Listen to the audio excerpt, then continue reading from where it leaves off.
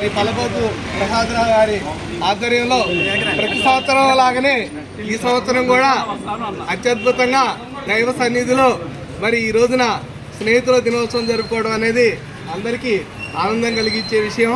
ఎందుకంటే ఒక సేవా సంఘం పనిచేయాలంటే అందరూ ఐక్యంగా ఉండాలి. అందరూ ఐక్యంగా ఉండాలంటే స్నేహ సాంబంధ్యం ఉండాలి.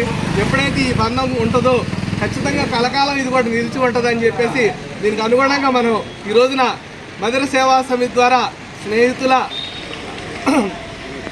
స్నేహబంధానికి సంబంధించినటువంటి ఈ కార్యక్రమం జరుపుకోవడం అనేది చాలా గొప్ప విషయం.